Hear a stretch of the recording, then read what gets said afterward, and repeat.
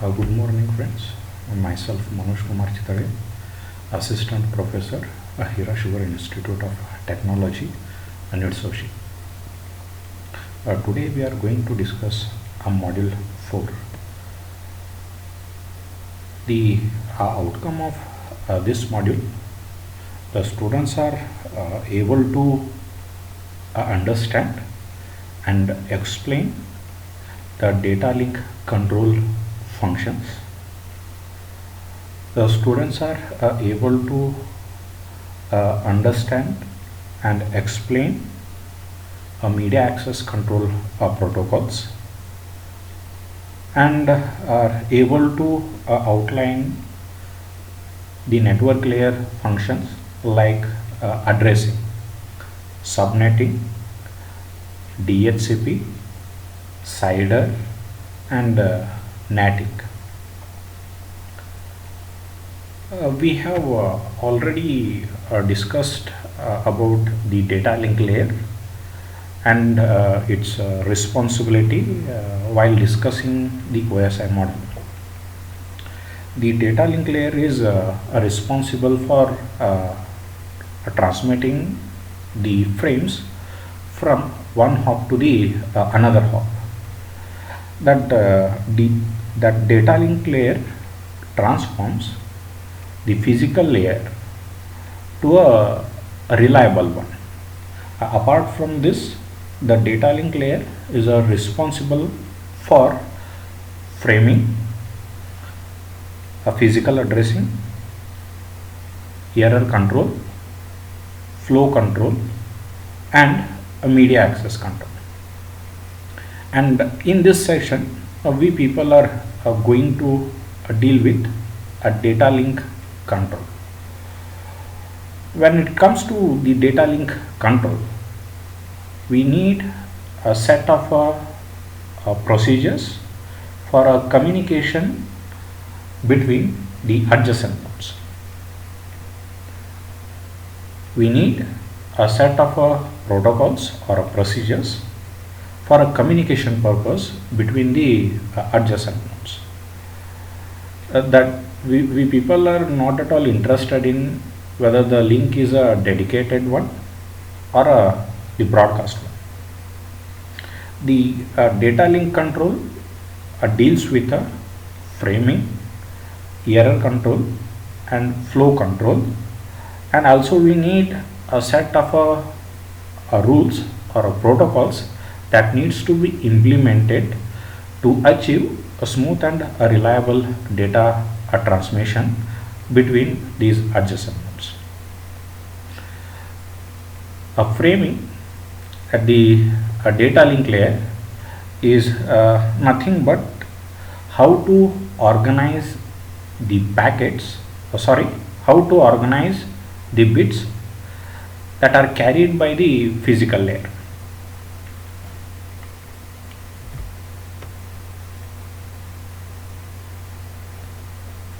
We already know that the physical layer carries the information in the form of signals, that is electrical signals, from a source to destination, where that physical layer provides the bit synchronization just to ensure that the source as well as the receiver or the destination use the same bit duration and the time.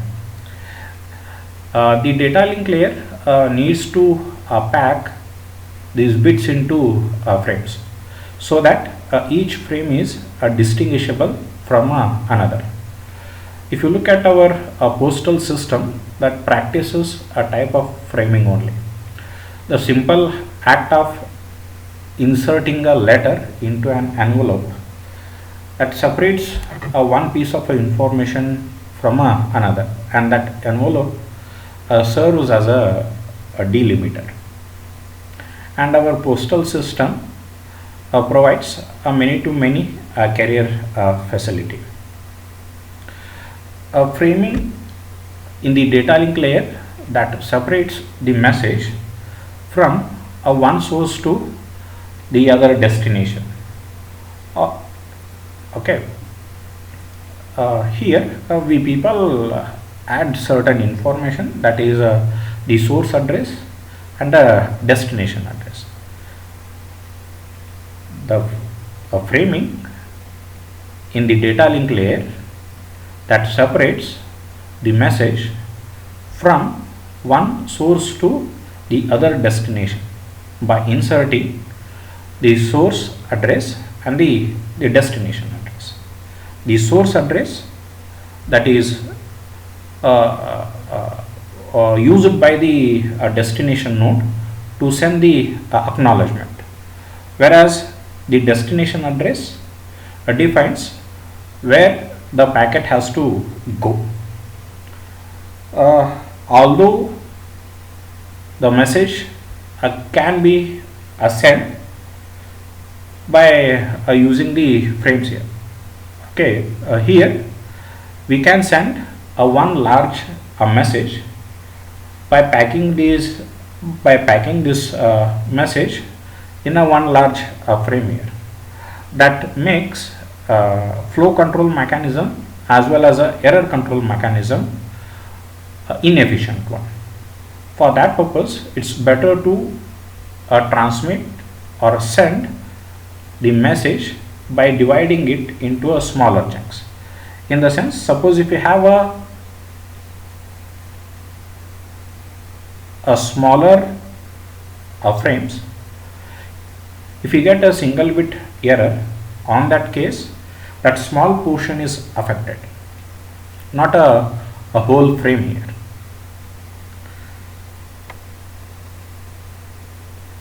Here, listen carefully. We can send a large message in a single frame only, but that makes the flow control mechanism as well as a error control mechanism as a inefficient. For example, suppose a single bit error occurs. On that case, we need to retransmit the whole frame here.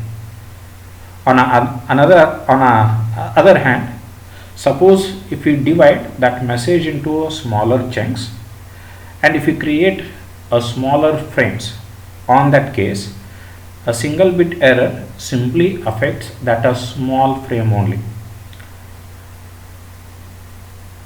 Frames can be a fixed size one or it may be a variable size.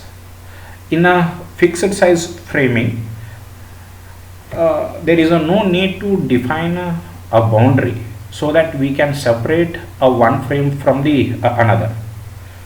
Whatever the size we have, that acts as a delimiter only. Okay, that boundary acts itself as the delimiter. For example, if we suppose we are sending around 500 bits. Okay, in that the first 100 bit belongs to a first frame, the second 100 bit belongs to the second frame, the next 100 bit belongs to the third frame, so on and so forth.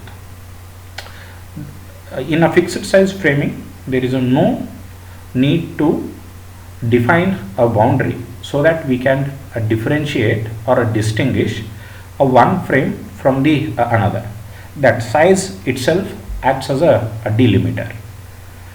A variable size framing, we people are when it comes to a local area network, we people are generating or creating the variable size of framings, and we need a mechanism so that we can distinguish a one frame from the another one. Here we people are using two approaches. One is a character oriented framing or a character oriented protocol. Another one is a bit oriented protocol or a bit oriented framing, you can say. In a character oriented framing, the data is to be carried is a 8-bit characters from a ASCII coding system. Okay, the data is to be carried 8-bit characters from a coding system like a ASCII. Apart from that, we need a header information that consists of from address as well as a to address as well as a certain control information, and we need a trailer, okay, that consists the error control bit, that is a redundant bit that is used for a error control purpose. Here we need to distinguish this particular frame from the another frame here. For that purpose, we need to add this a flag. Okay, we need to add a 1 byte extra flag at the beginning of the frame as well as at the end of the frame. That flag defines the start of a frame, a beginning of the frame, and the flag defines the end of the frame here. And this flag value or a pattern that can be any special character that is completely dependent on the protocol. Okay, we people are selecting the protocol dependent character that acts as a delimiter value that distinguishes one frame from the another one. When it comes to this character oriented framing,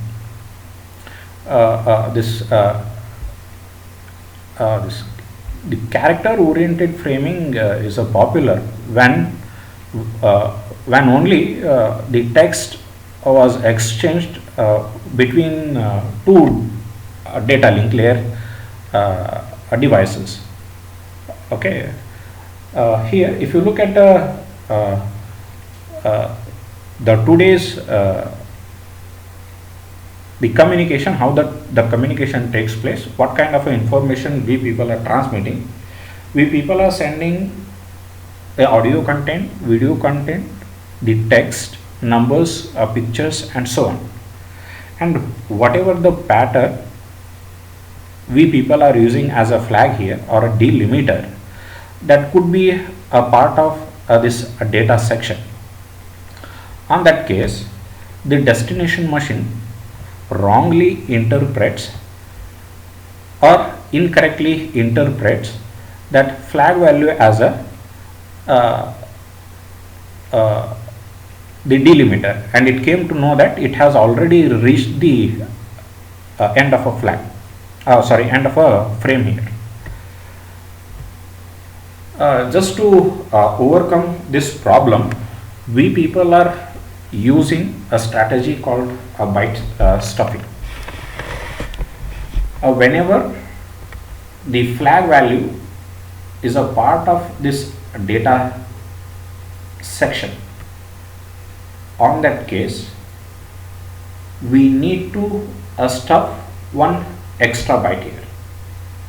For example, in this particular case, we people are having this flag value as a part of this data section only. Okay, here when the destination receives this information, it interprets this flag as a delimiter, and it came to know that it has already reached the end of a frame here. Just to overcome this problem, we people are using this particular approach or a strategy called a byte stuffing. Here this flag value is a part of this data section, and whenever we encounter this flag value, on that case you should and must instruct the destination machine or a receiver that this is not a end of a frame. For that purpose, we need to use one special character called this escape character. This escape character skips the meaning of this pattern or the flag value here. That process is called as a a byte stuffing. In the sense, whenever we have a flag value that is a part of a data section, on that case we need to add one extra character, that is a 1 byte long extra character, that is a that process is called as a this byte stuffing, and this extra character is nothing but a escape character. This escape character escapes the meaning of the next flag value, or the character or the pattern here, and at the destination side we remove this escape character and treat this flag value as a part of the data section. And because of this stuffing process as well as a unstuffing process, we people are facing another problem here. Okay, because of this byte stuffing process, we people are facing another problem. Whenever we have one or more number of these escape characters are followed by the flag, on that case we skip the next one and keep the flag value, and incorrectly came to know that this is the end of the frame. Just to overcome this, we need to mark these escape characters by using another escape character here. For example, in this case we have a escape character that is a part of the data section. Just to skip the meaning of this escape character, we people are stuffing another escape character here. This escape character skips the meaning of this escape pattern here. Okay, that is the bit stuffing process. When it comes to this bit stuffing process, we people are facing the another problem. Today we people are using the Unicode characters. That is nothing but we have a character that are a 16-bit long or the 32-bit long, and we people are using the flag values that are 8-bit long here, and we people are getting some sort of a conflict between them. For that purpose, we people are moving towards the bit oriented protocol. In bit oriented protocol, the byte stuffing is a process of adding one extra byte whenever there is a flag or a escape character in the text here. In a bit oriented protocol, the data section that consists a stream of bits here, okay, that needs to be interpreted by the upper layer as a text, a number, picture, audio, or a video. Okay, even we need a header here that consists of to address, from address, control information, as well as we are appending the trail area that is used for a error control purpose. Even in this case, we need the flag value, that is a delimiter, so that we can differentiate this particular frame from the another one, and we people are using this flag value that is a 0 followed by 6 consecutive ones followed by a 0, that is 0 1 1 1 1 1 1 0, that acts as a delimiter, and we need to append this delimiter at the beginning as well as at the end here. This flag differentiates this frame from the another one. The flag defines the beginning of the header, and this flag defines the end of a frame.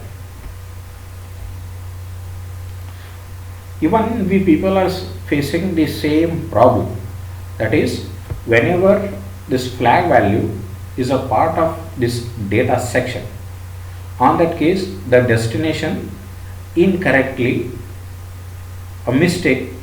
mistakenly interprets as it has already reached the end of a frame here.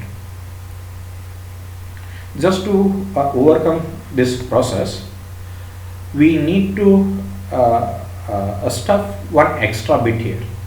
Okay, that process is called as a bit stuffing.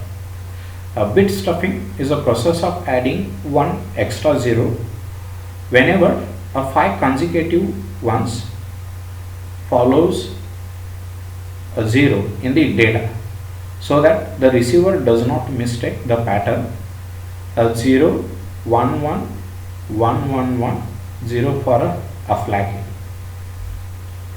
Here in this particular example, this 0 is followed by a 7 ones. After that we have a 0. Here in this particular case, if a 0 is followed by 5 ones, we need to stuff one extra bit, that is a 0 bit here. Okay, this adding this 0 bit to the data section is nothing but this a bit stuffing process. Okay, we need to add we need to stuff, we need to add one extra bit, that is a 0 bit here. If a 0 is followed by 5 consecutive ones, we need to insert one extra bit, that is a 0 bit here, so that we should not interpret that information as a flag value. Just to overcome that problem, we people are using this bit stuffing process here. Okay, and the destination removes that information, that is a 0 bit, and start reading the next information here. You will get a question on this particular topic, that is for a 6 months, that is explain byte stuffing and bit stuffing process, or you will get a question on explain with neat diagram, explain a character oriented framing and a bit oriented framing. The next one, we have a flow control and error control.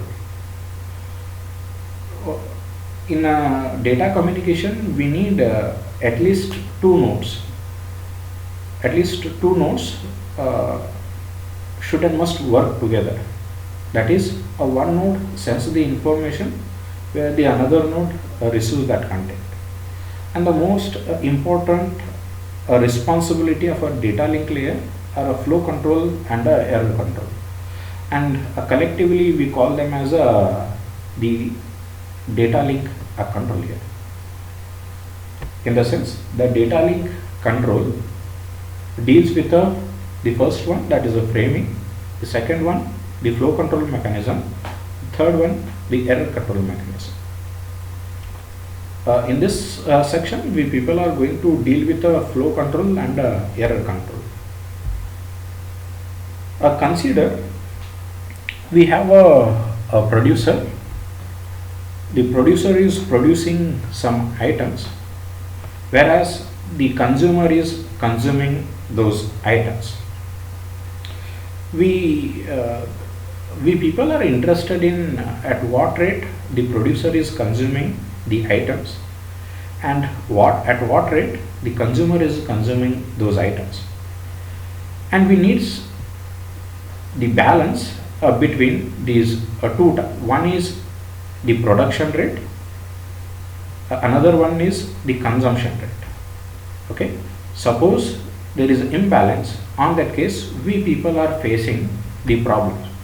The first one, suppose the producer is producing the items at the higher rates than the consumption rate. On that case, the consumer can discard certain items here.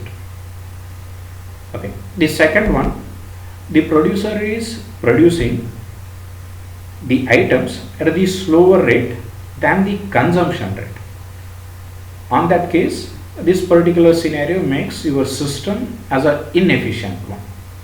In the sense, when it comes to a flow control mechanism that deals with the amount of data that can be sent to the destination machine before receiving the acknowledgement. The flow control mechanism deals with the amount of data that can be sent to the destination machine before receiving the acknowledgements.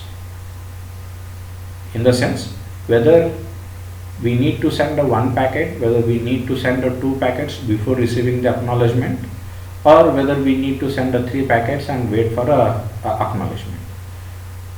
Here we people are very much interested in this flow control mechanism, okay, that defines the amount of data we people are sending before receiving the acknowledgement here. Here that can be achieved by assigning certain buffer space at both the sides. Maybe we people are producing the data at a higher rate than the consumption rate here. For example, if you look at the data transmission, the destination node processes the data at a slower rate than the incoming rate here. Okay, for that purpose, over a certain period of a time, if the buffer becomes the full one, on that case it starts discarding the packets here. The point here is you should not overwhelm the destination by sending the excessive number of frames here. Okay, the flow control deals with the amount of information we people are sending before receiving the acknowledgement. On the other hand, you should not overwhelm the destination also.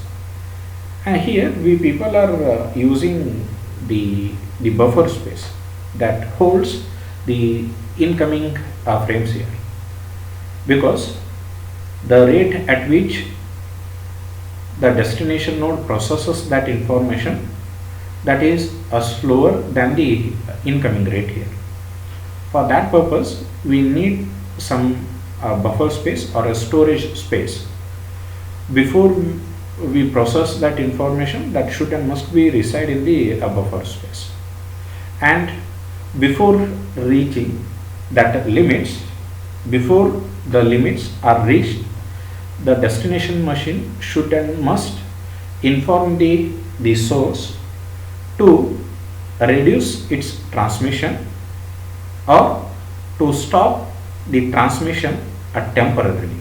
That is a flow control mechanism here.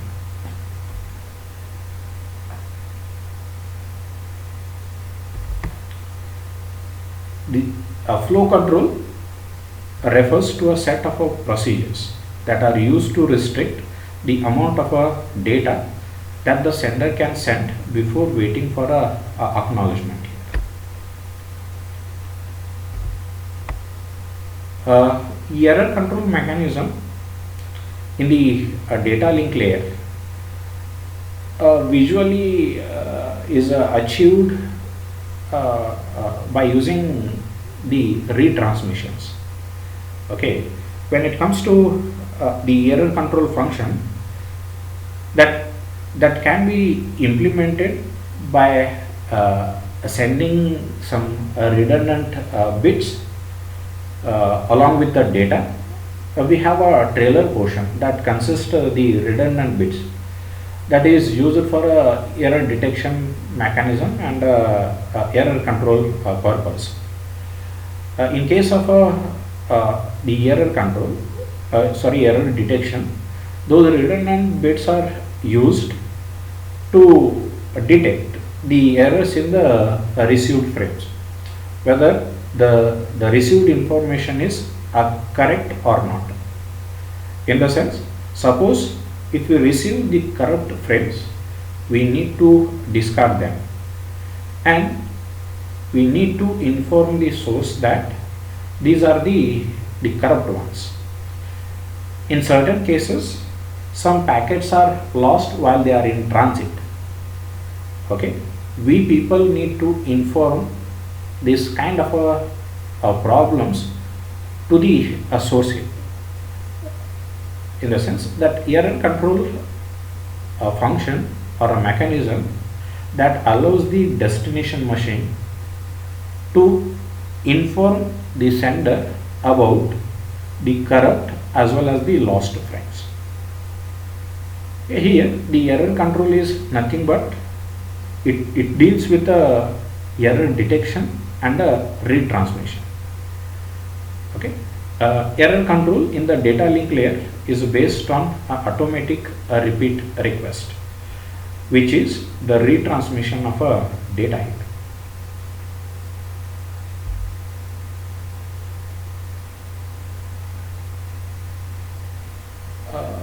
The next section is nothing but the protocols, where we people are interested to see how the data link layer can combine framing, flow control and error control to achieve the delivery of a data from one node to another node.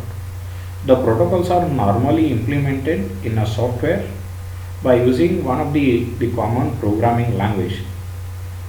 And to make our discussion language free, we have written the pseudocodes, a version of each protocol that concentrate mostly on the procedure instead of delving into the details of language rules. To know the behavior of the data link layer, we people are using the finite state machines, okay, FSMs. FSM is nothing but it's a machine with a number of states here. A machine starts with one particular state, and whenever an event occurs, it moves from one state to another state. Okay, in this particular scenario, we have a state 1. The machine is initially in this particular state. Whenever an event occurs, we people are performing two actions, that is action 1 and action 2, and we move from state 1 to state 2 here. And in state 2, whenever another event, that is event 2 occurs, we people are performing another action, that is action 3, and we remain in the same state here. When the event 3 occurs, we people are not at all performing any kind of actions here, and we simply move from second state to the first state here. And this FSMs are used to know the behavior of the data link layer here. Okay. When it comes to the protocols, we people are having the protocols. The first one for the noiseless channel, and the second one for the noisy channel. In case of a noiseless channel, we have protocols like the simplest protocol, a stop and wait, and these two protocols serves as the basis. Okay.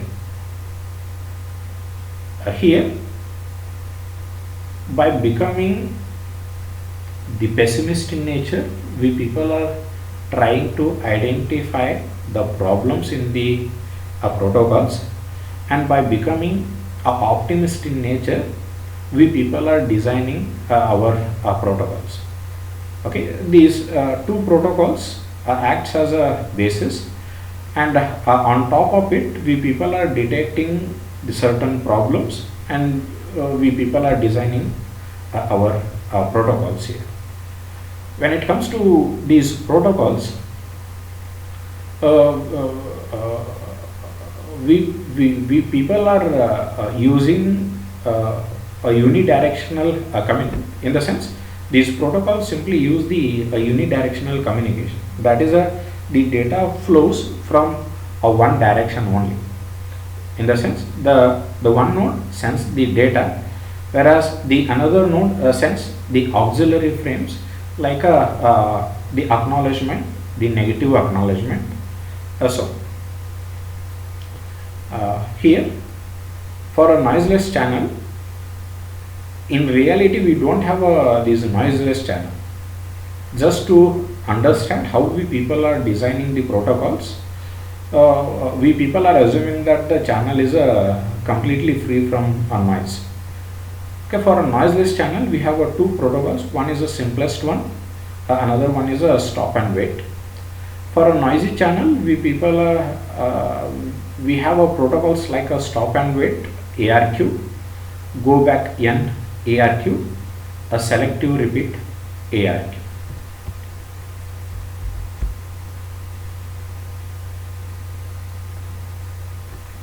Here we have a noiseless channels here.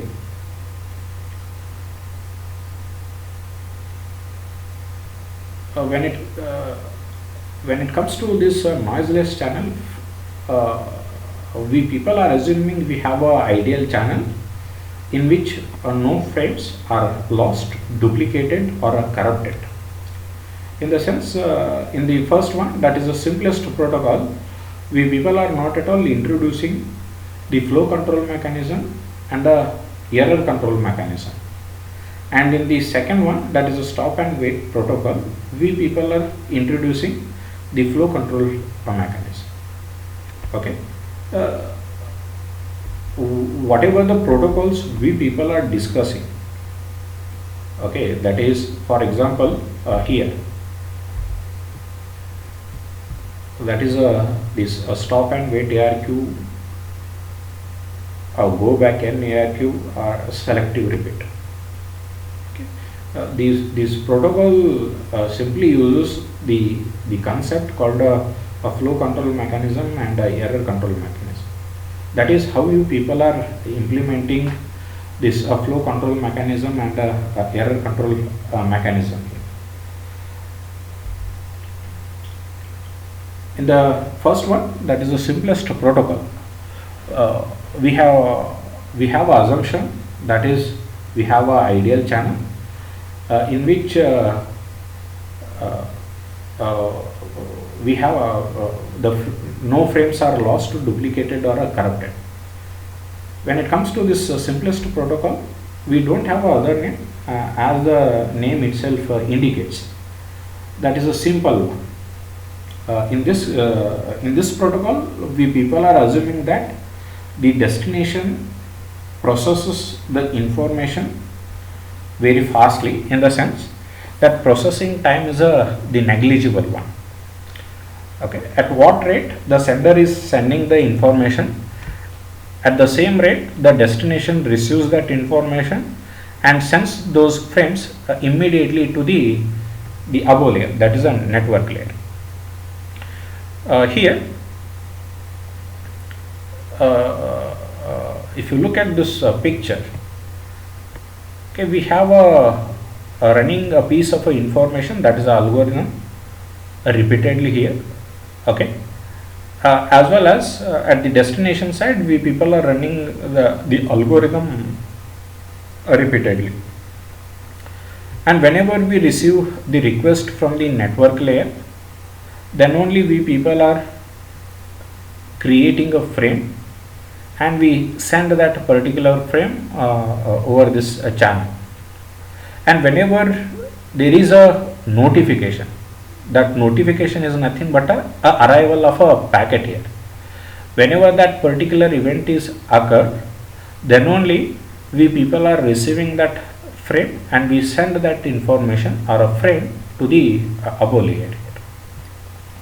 In the sense, we have already gone through this finite state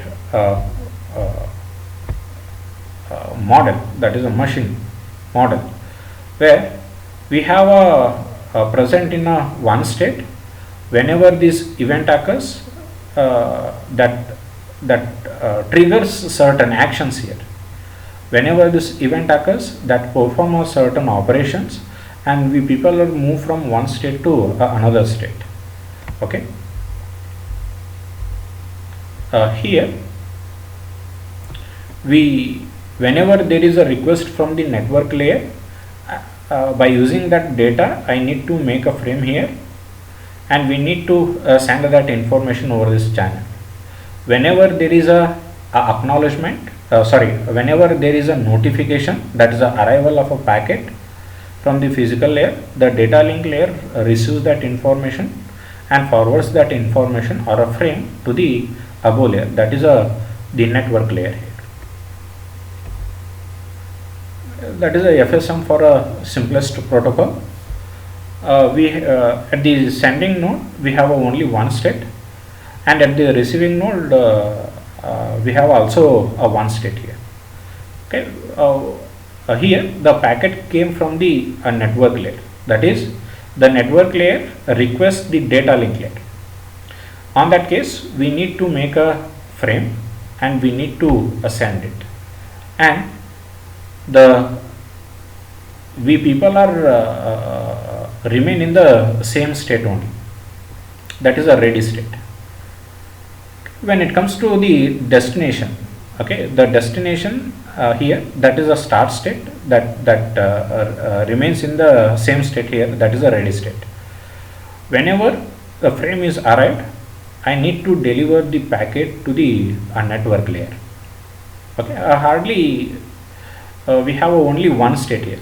Okay, because of our assumption, what we people are assuming, we have a ideal channel here. Okay, ideal channel we have where the no packet loss occurs, we people are not getting duplicated packets, as well as we people are not at all getting the corrupt ones here. That is the pseudocode for a simplest protocol.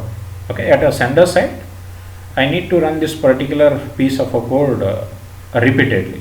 Okay, we need to repeat this piece of a code repeatedly, that is while true. Okay, we are in an infinite loop here. Wait for an event. Okay, that sleep until event occurs. If a event occurs, what event? That is a request to send.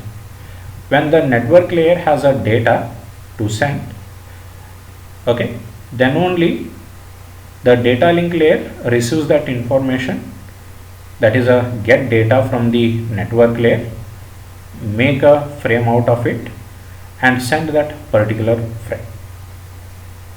Okay, here we people are interested in the network layer and the data link layer, as well as we people are interested at the destination side also, that is a network layer and the data link layer.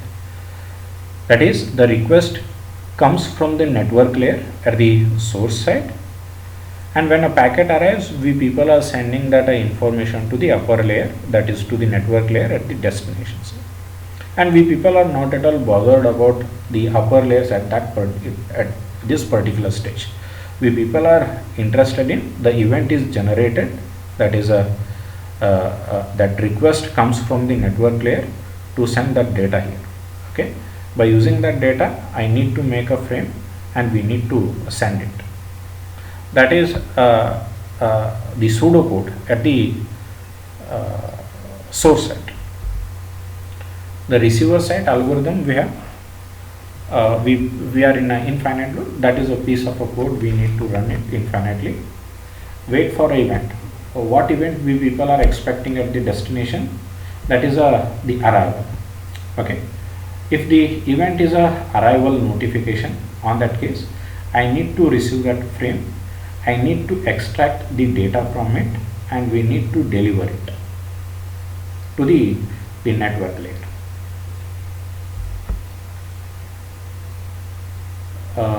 We have a figure here that simply shows that how the communication takes place by using the simplest protocol. That simplest protocol is a very simple. The sender sends a sequence of frames without even thinking about the receiver. To send 3 frames, 3 events occur at the sender side and 3 events occurs at the receiver side. Note that the data frames are shown by the tilted boxes. The height of a box defines the transmission time and difference between the first bit and the last bit in the frame. Here a node A, that is a sender, node B, that is a receiver. Here request, that is the network layer of this particular device, that is a sender A, sends a request to the data link layer, that is to send that particular packet. Okay. By using that information, we people are creating a frame and we send that a frame here. Once our node B receives that information, it immediately forwards that information to the network layer, that is to the above layer here. Here we people are sending the next one, and after that we people are sending the third frame here. Okay. That simplest protocol is a very simple because of our assumption. Okay, whatever the data we people are sending, that reaches the destination correctly.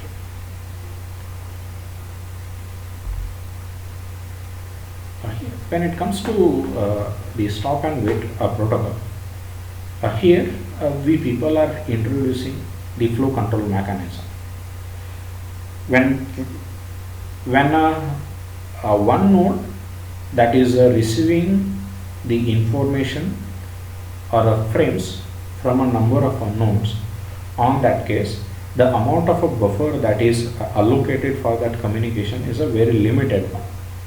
And if you start sending the packets at a higher rate, over a period of a time, that packet, that buffer becomes the full and starts discarding the frames here.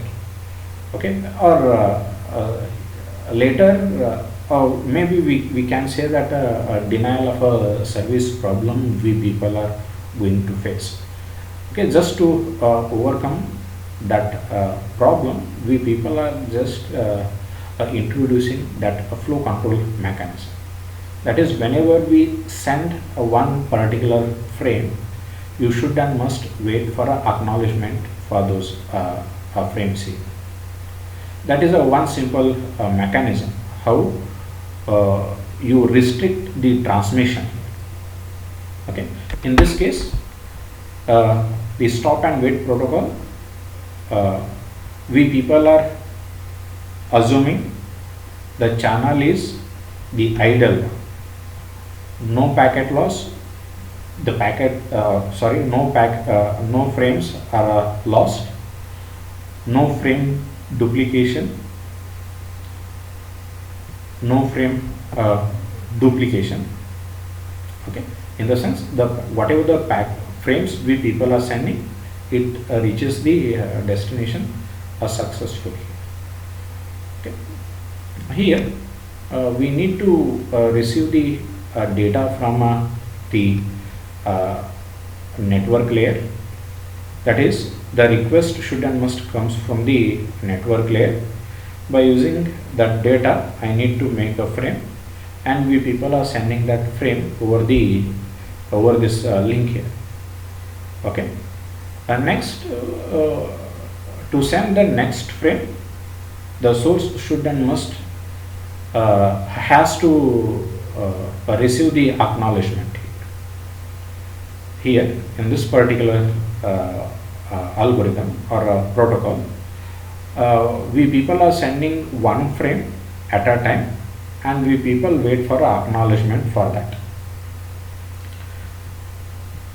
Here the destination, once the destination receives that frame, it has to extract that data and send the packet to the upper layer or to the network layer, and after that we people are sending the acknowledgement back to the source here.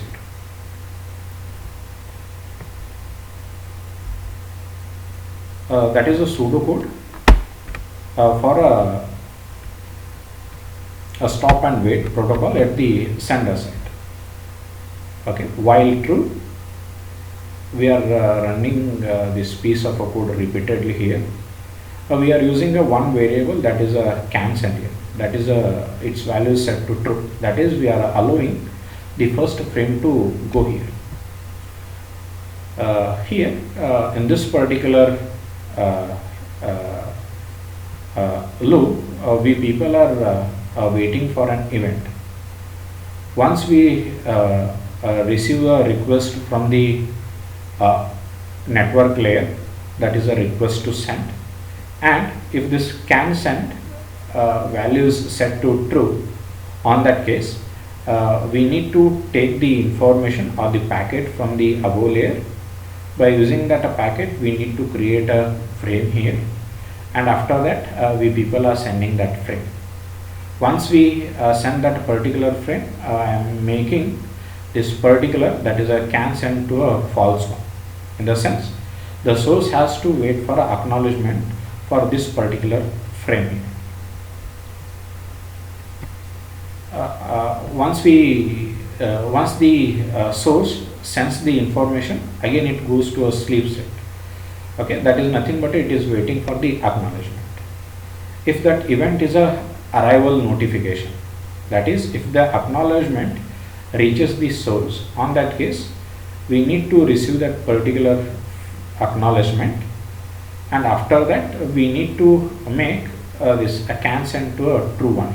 That is, we need to change the state of this particular variable, that is a can send. That is a piece of a code or a pseudo code at the destination side or receiver side. Here we people are waiting for an event, that is the destination is waiting for a packet here or a frame here. If a event, that is a arrival of a arrival notification when our data frame arrives, on that case we need to receive the frame, we need to extract the data from it, and we need to deliver that data, that is nothing but a packet here, to the network layer. And after that we people are sending the acknowledgement to the source here, that is by using this particular function, that is a send frame.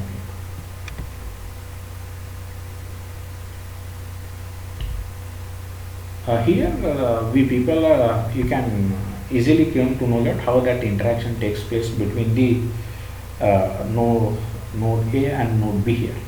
Okay, upon receiving the request, we need to create a frame here. The data link layer creates a frame and sends that particular frame to the destination.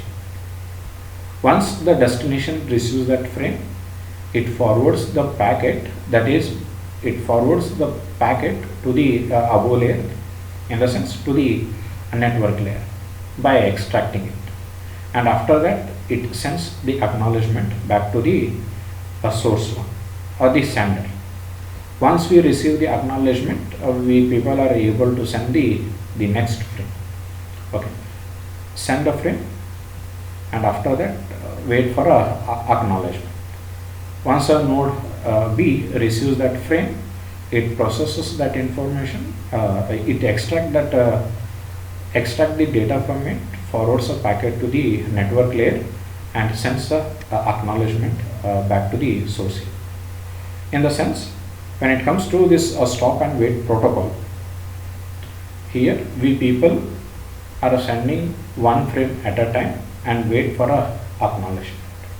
Once we receive acknowledgement, we are sending the next packet and again waiting for a acknowledgement.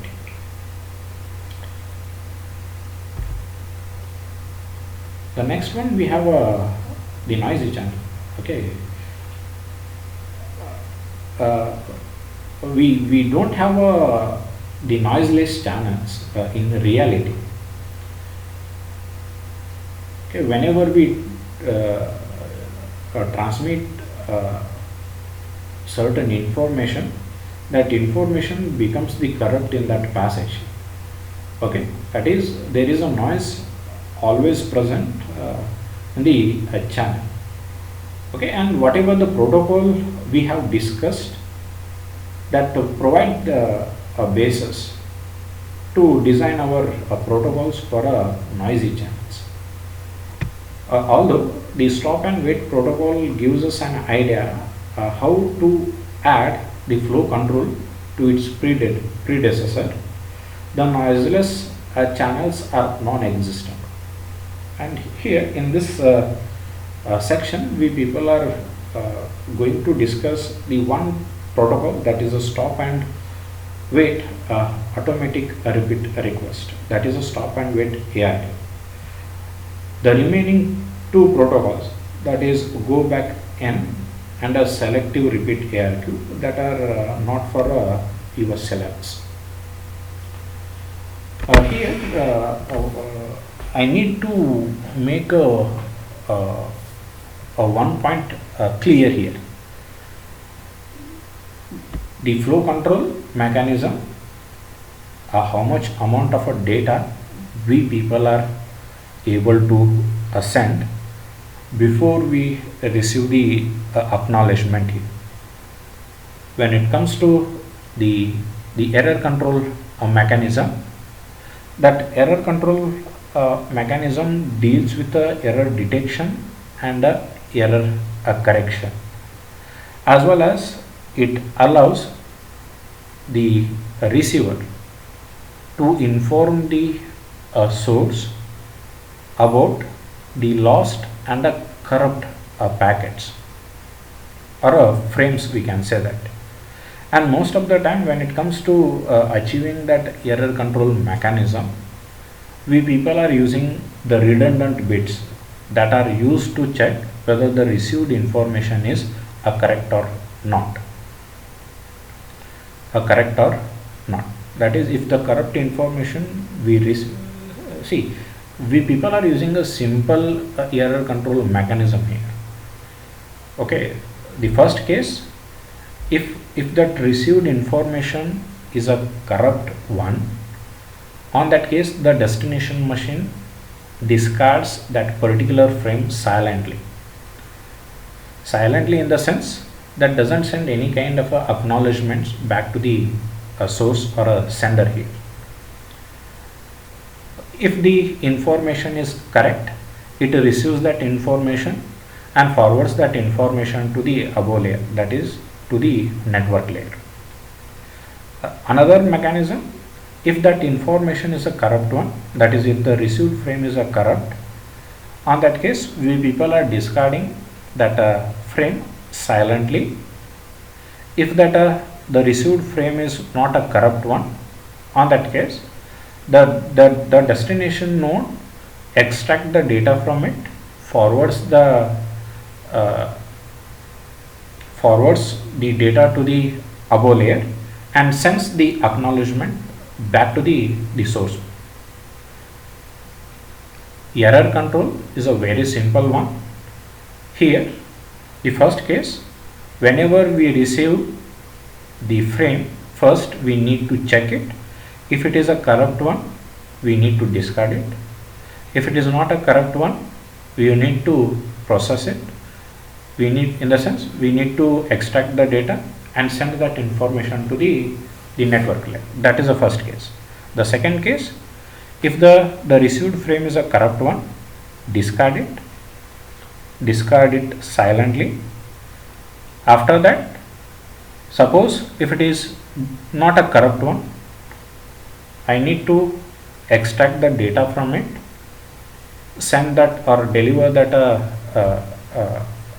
frame to packet to the network layer and send the acknowledgement back to the source machine.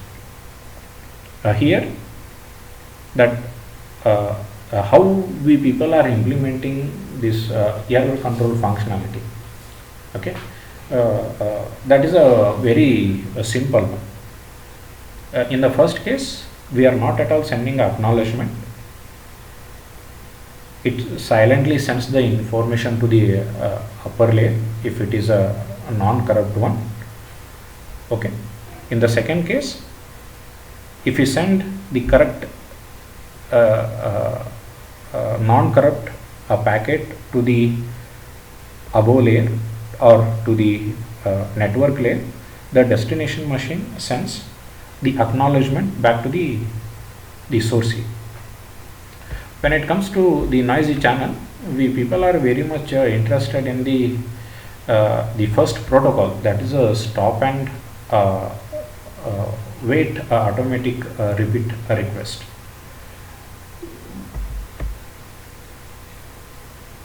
Here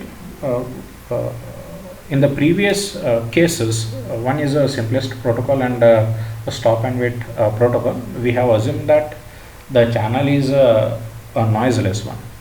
In the sense, there is a no noise in the channel. Whatever the data we people are sending, that reaches the destination without any kind of errors. But in reality, we don't have such kind of channels. Okay.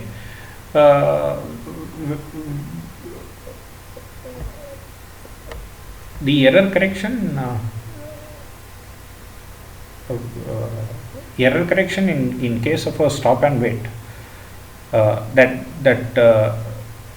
is implemented by adding some sort of a redundant bits to the data section, so that we can detect whether the received information or a frame is a corrupt one or not.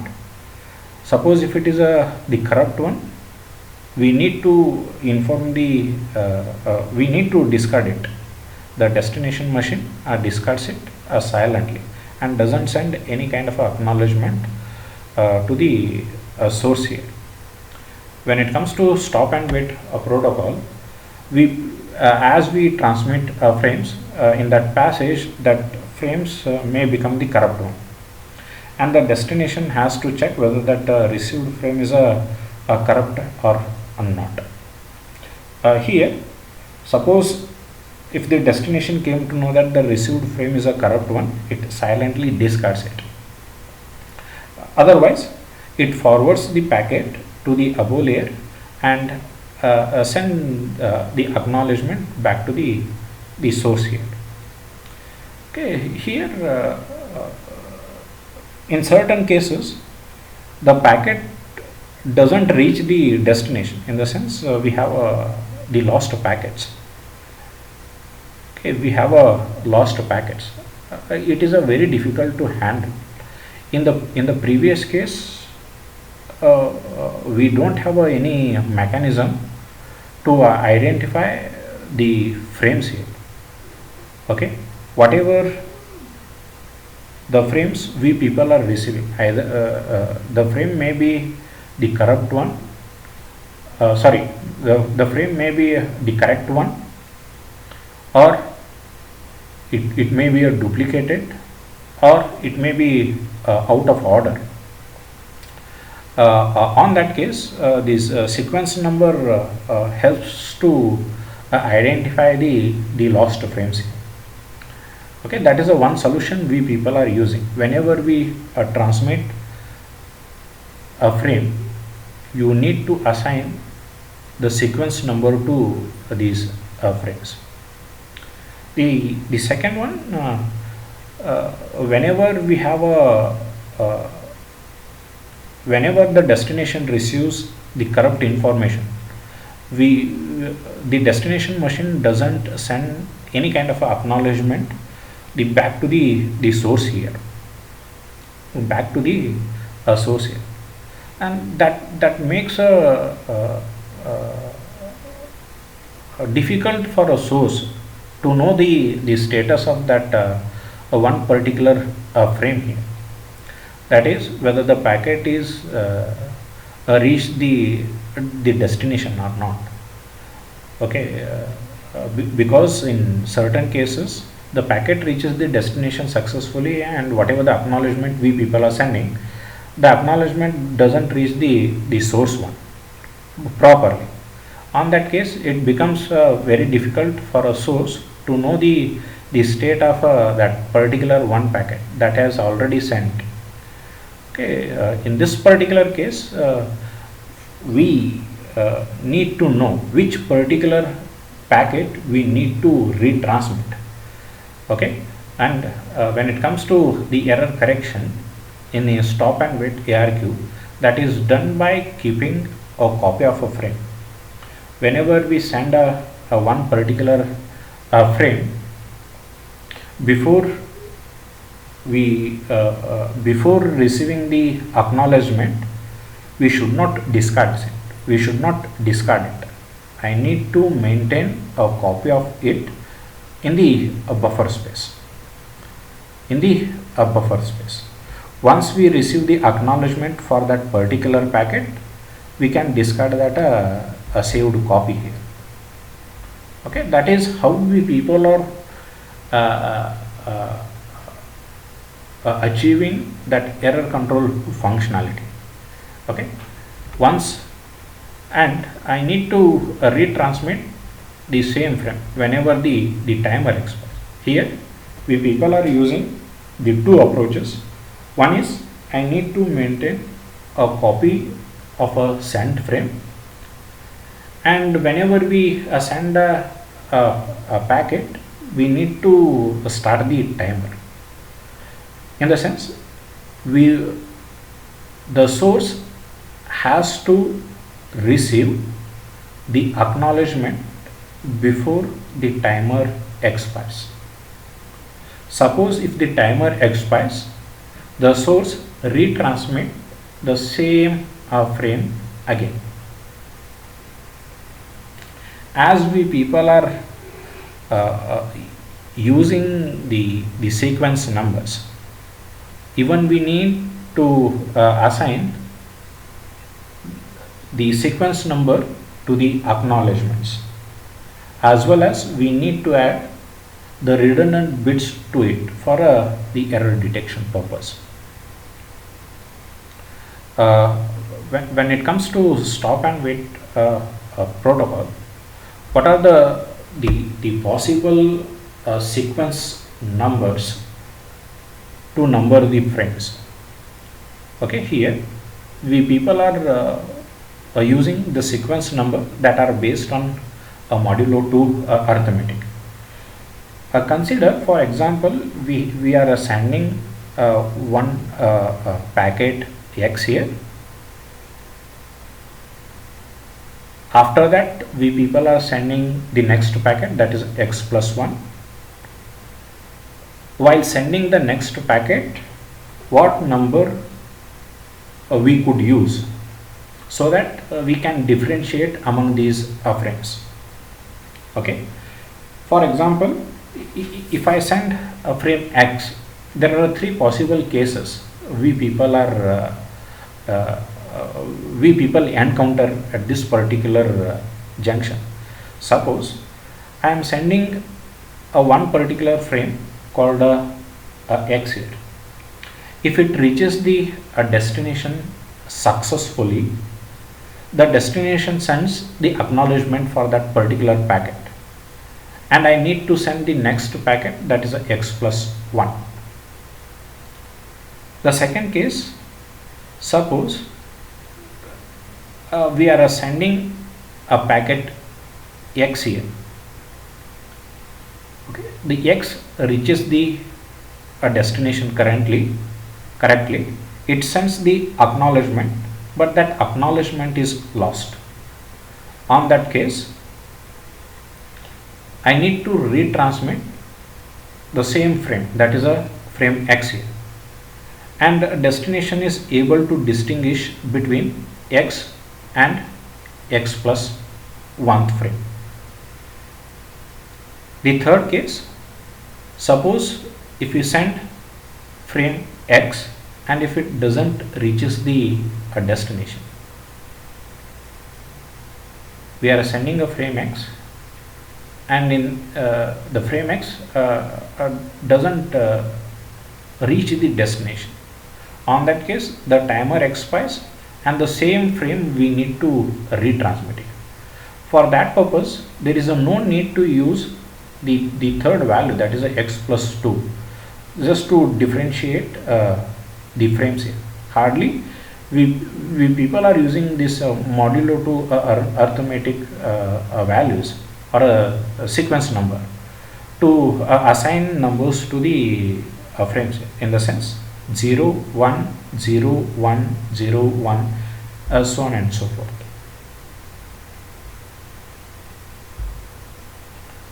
In a stop and wait ARQ, the acknowledgement number always announces in a modulo 2 arithmetic the sequence number of the next frame expected.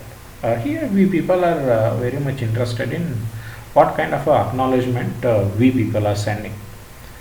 Okay, whenever we send a frame 0, the destination is receiving that frame 0.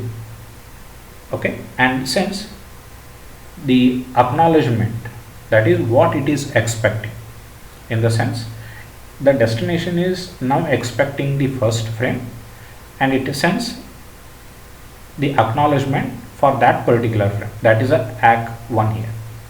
The ACK1 indicates the destination receives frame 0 successfully, and now it is expecting the next frame, that is a frame 1 from the source.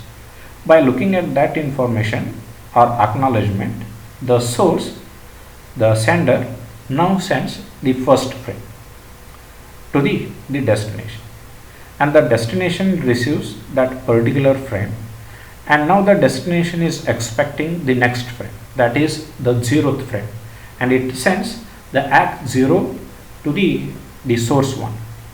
Okay, that kind of a acknowledgement we people are sending when it comes to the stop and wait ARQ. In stop and wait ARQ, the acknowledgement number always announces in a modulo 2 arithmetic the sequence number of the next frame expected. That is the FSM, that is a finite state machine, a model for the stop and wait ARQ. Okay, we people are having two states at the source side and one state at the destination side. Okay, at the source side, the request from a network layer, we are receiving the request from the network layer. Once we receive a network layer, that is a packet came from a network layer, I need to make a frame by using this packet, save a copy of it. That saved copy is used for a retransmission, and after that send the frame, and after that we people start the timer here. Okay, that the timer that is used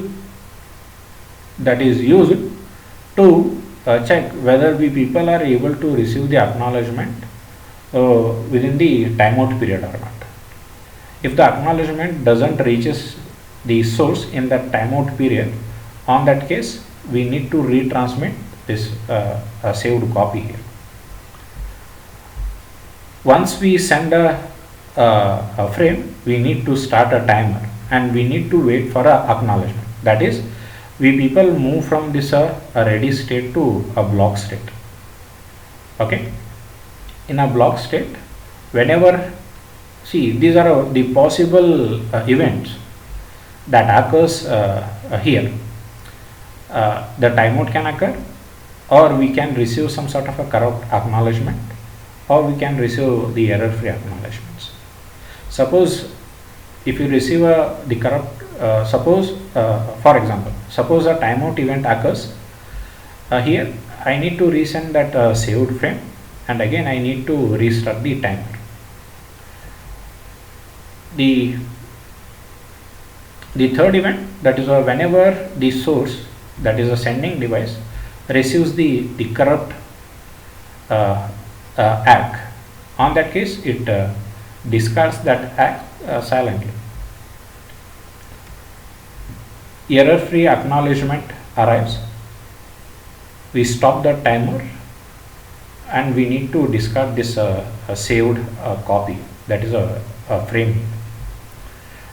At the destination side, we have only one state.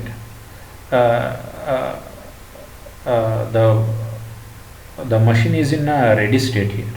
Okay, suppose if you receive,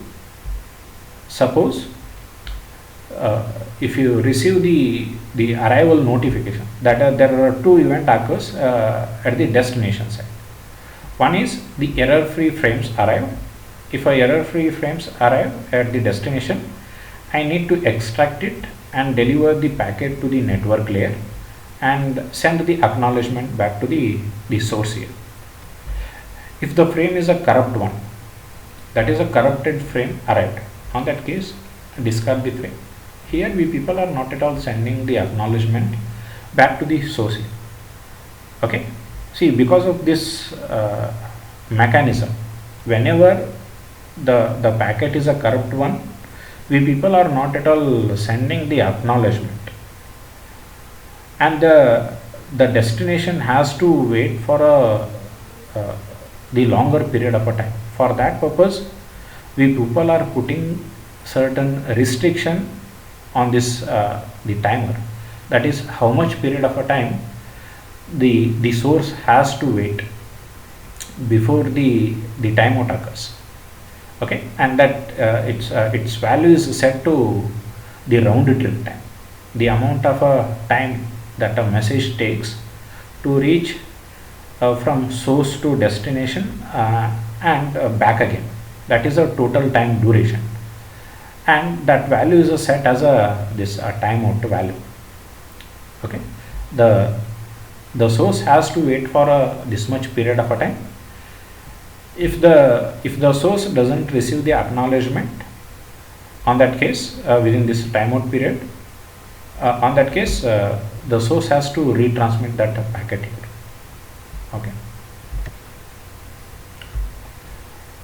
Here we people are using the two control variables, that is a SN at the source side and RN at the destination side. Okay, here initially we people are sending a 0th packet, and the destination is also expecting the 0th packet here. Okay, once you receive the request from the network layer, I need to make a packet here, that is a 0th packet, and after that we people are sending that particular particular frame here. Once we send this particular frame, I need to start the timer for this particular frame. Suppose if you receive the acknowledgement for this particular frame within the timeout period, on that case I need to discard the acknowledgement, and we people are sending the next one. Suppose if you are not able to receive the acknowledgement within a timeout mechanism, on that case I need to retransmit the same frame here, that is a 0th frame. Okay, here the destination is expecting the 0th packet, that is a 0th frame here. Okay, once you receive that frame, I need to send to the upper layer if it is a correct one. If it is the corrupt, we are discarding it, and we are not at all sending any kind of acknowledgement back to the source here. If it is a non-corrupt packet, on that case we need to extract it, we need to send it to the above layer, and after that I need to increment this RN value. Now the RN value points to the next frame, that is a 1 here, and after that we people are sending the acknowledgement back to the source. In the sense, we are sending a 0th packet, the destination receives it, it increments the SN value by 1, and after that we people are sending RN value by 1, and after that we are sending the acknowledgement. That indicates the destination machine is now expecting the first frame, and by looking at that information we are incrementing this SN value to the next, and we are forwarding the next packet. That is a pseudocode for a stop and wait ARQ at the source side. Initially the SN values are set to 0, that is a first frame, that is a 0th frame we people are sending here, and we people are making this a can send variable to a true. Okay, if the state of this particular variable, that is a can send, is true, then only we are able to transmit it. Okay, that is we people are restricting the transmission here, that is a 1 packet at a time. While true, that is we are in an infinite loop here.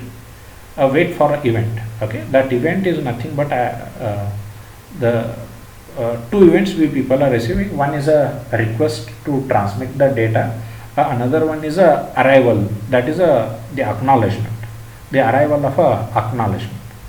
Suppose if you receive the if you have an event, that is a request to send, and if that the state of this can send variable is true, on that case I need to take a data from the upper layer, that is the network layer. I need to make a frame called SN here. I need to store this frame called SN. That is, we are keeping a copy of it for a retransmission purpose. After that, we are assigning this particular frame here, that is a SN frame, and after that we need to start a timer for it, and after that I am incrementing this SN value by 1, and we make this a can send to a false one. That is, we people are changing the state of this variable called a can send. Okay, once you send it, once a message is sent, we people are in a block state. Okay, that is, the node goes to a sleep state where we people are waiting for a acknowledgement. That is another event we have. If we have an event that is a arrival notification, on that case I need to receive that frame, that is receive that frame with the acknowledgement. Okay, here we people are checking if that acknowledgement is not a corrupted one, and if that ACK number is equal to SN. Listen, here we people are checking this acknowledgement whether it is equal to the SN or not. Already at the source side, already we have incremented here. This is a SN value. Okay, that is a SN is equal to SN plus 1.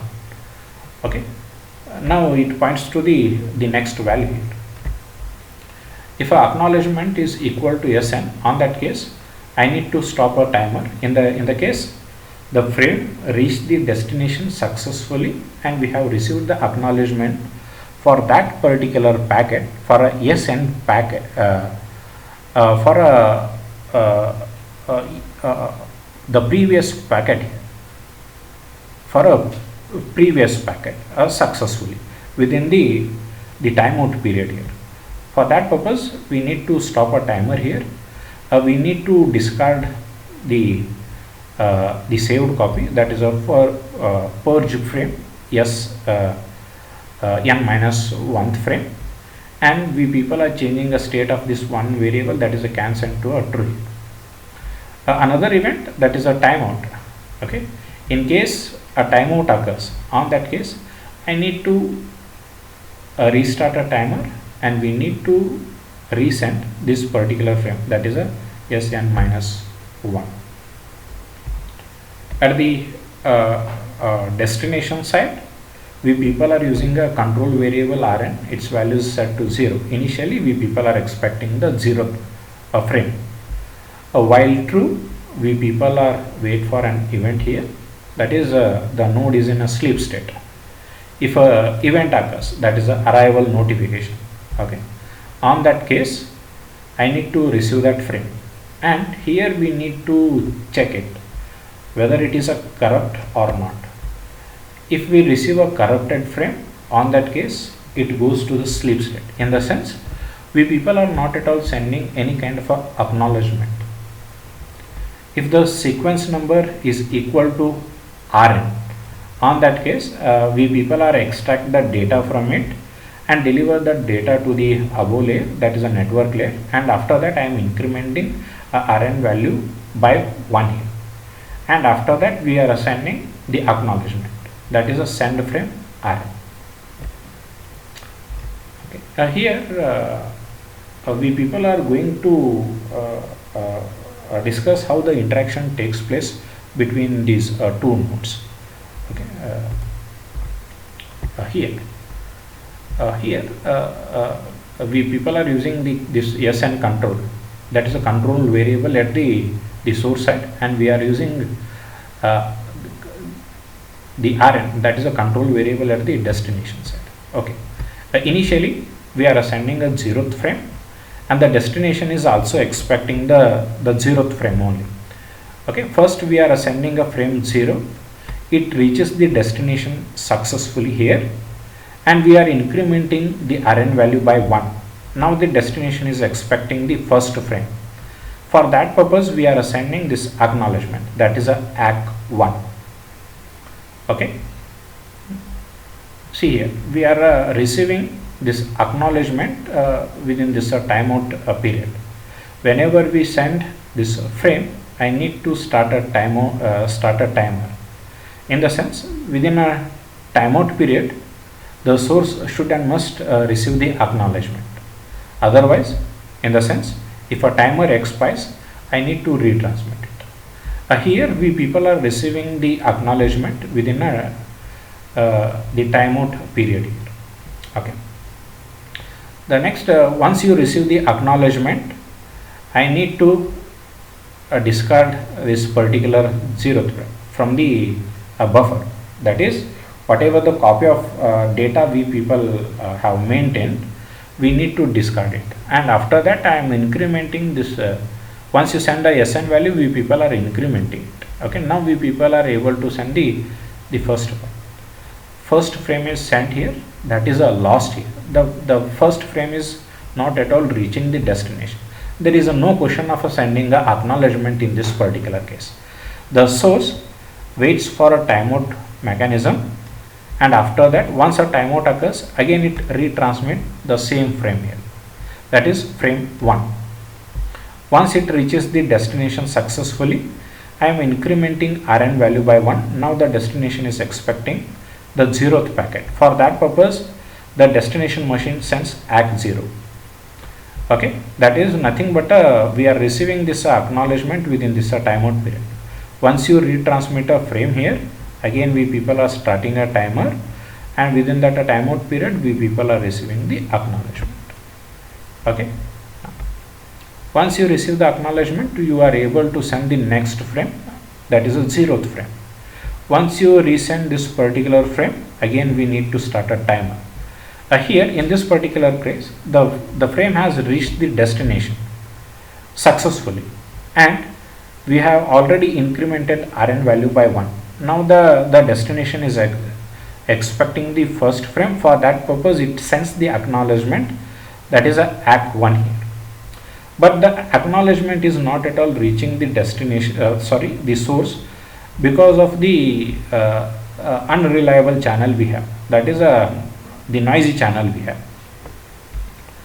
It is not at all reaching the source here. The source waits for a timeout period. Once the timeout occurs, again the source sends the same frame here, that is a 0th frame. Here the destination receives that frame, but it discards it because it came to know that it is a duplicated packet here. Okay, the destination is expecting the frame 1 here, and it sends the same acknowledgement here, that is a ACK1 here. Once it receives the acknowledgement within a timeout period, the source can send the next frame, that is a frame 1 here. Okay.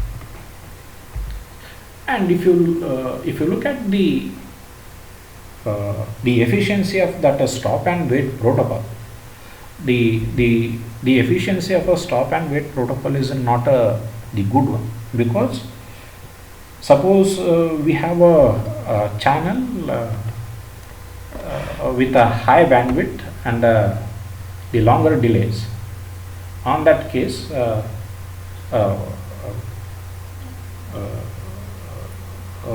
we people are able to fill that pipe with a bandwidth into a delay product. Okay, those many bits we can send before we receive the acknowledgement.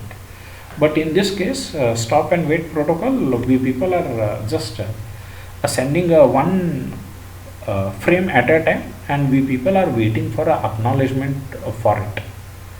Okay, we will came to know that why it is not an efficient one by looking at this examples. Assume that in a stop and wait ARQ system, the bandwidth of the line is 1 Mbps, and one bit takes 20 milliseconds to make a round trip.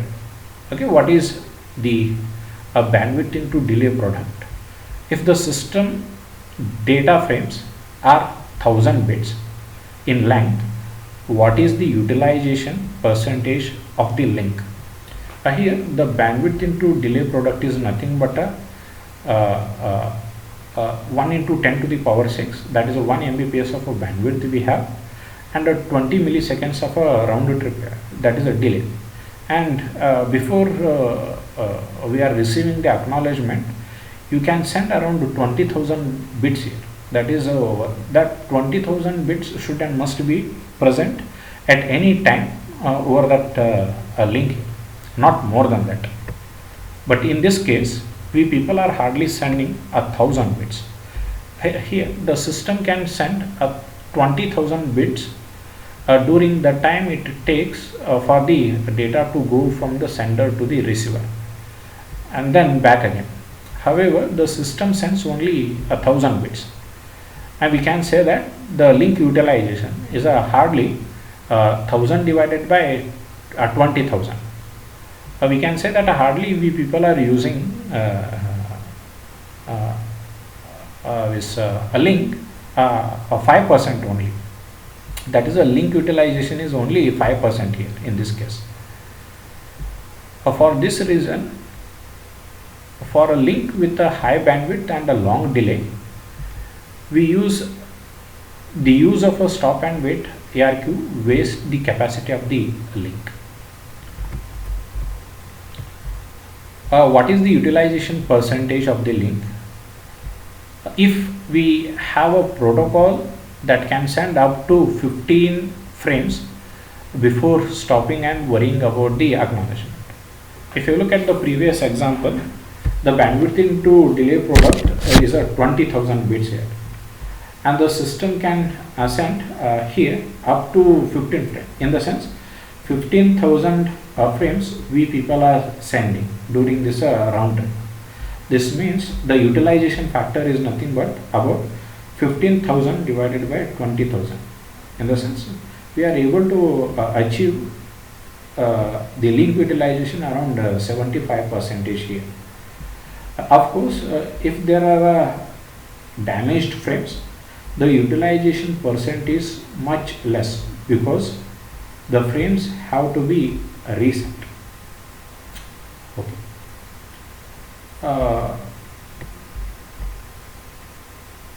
In the next session, we people are going to discuss, or we are going to deal with the HDLC. Okay. Thank you.